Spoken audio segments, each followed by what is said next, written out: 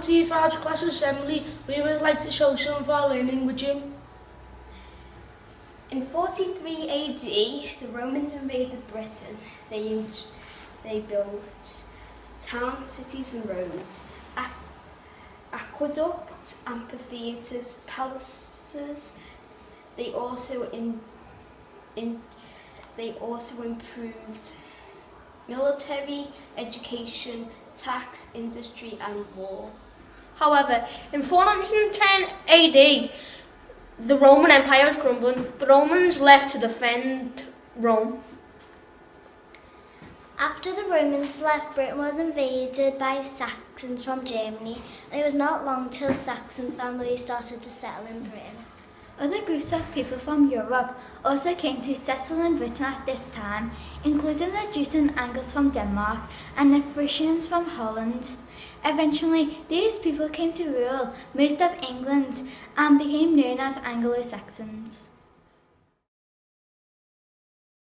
Or the Britons, as the Romans had called them, tried to defend their land from these new invaders, but they were forced to retreat to Scotland or Wales. This was because the Celts often fought among themselves, making them easy targets to the Anglo-Saxon invaders. More than 500 years after the Romans left, there were battles for land and power in Britain. First between the Anglo-Saxons and the Britons, next between the Anglo-Saxons and the Vikings. Battles were brutal, bloody and frequent. Most of the advances had been made during the Roman era had been lost. Town cities and roads were not maintained and fell into disrepair. People went back to living in small farming communities.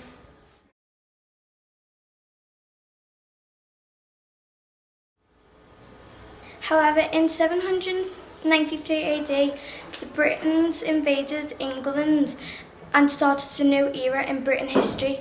As well as fighting among themselves, they also had to fight the Anglo-Saxons. The Anglo-Saxons also had to deal with the Vikings too.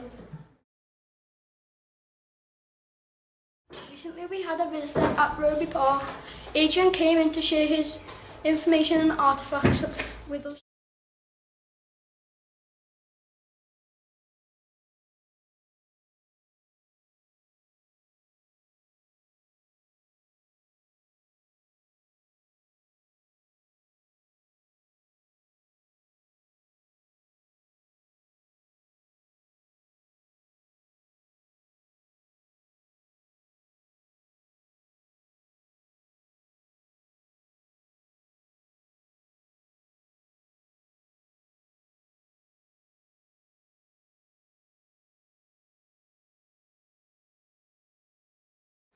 He taught us that Vikings were skilled weavers and they made their own clothes from wool and linen.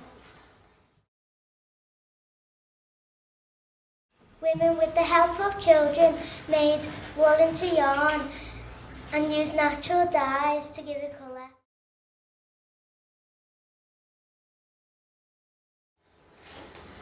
We were lucky enough to grind corn to make flour.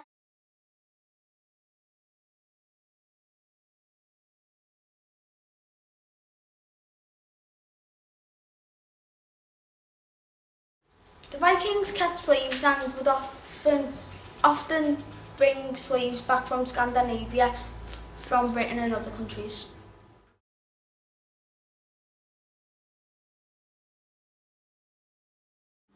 A huge box appeared in our classroom. We had many questions to ask. Who sent it? Why should we handle it with care? And where did it come from? Envy's Freedom Box is a true story of a slave who married himself to freedom.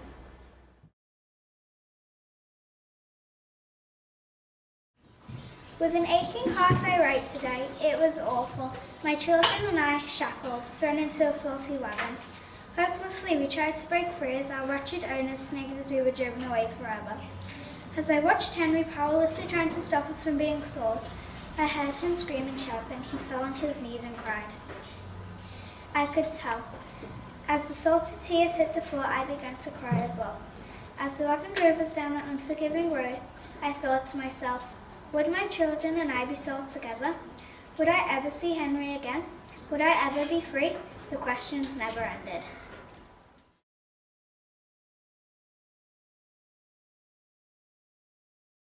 I had arrived from the factory. It was too late. The future of my family was already chosen.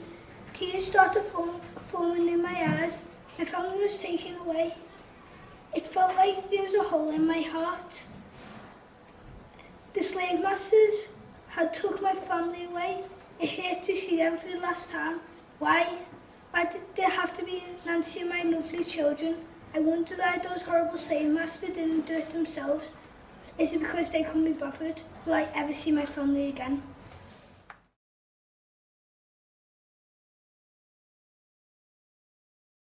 Oh, how I vividly remember when my family were together, when the children played with their father, when Henry sang with love and passion, and when we sat by the fire. I pray that we get the opportunity of a happier future together in a place where there are slaves.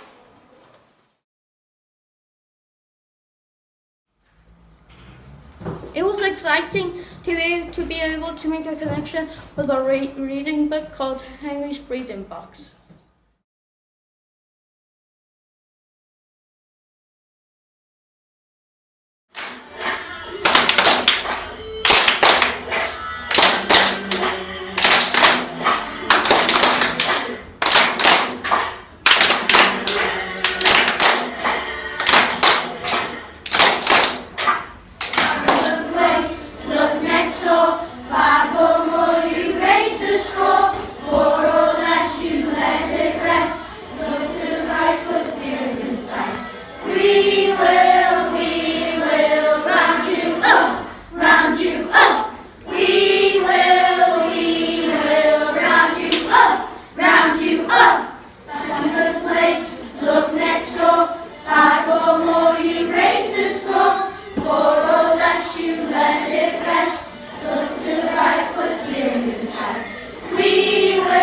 We will round you up, round you up.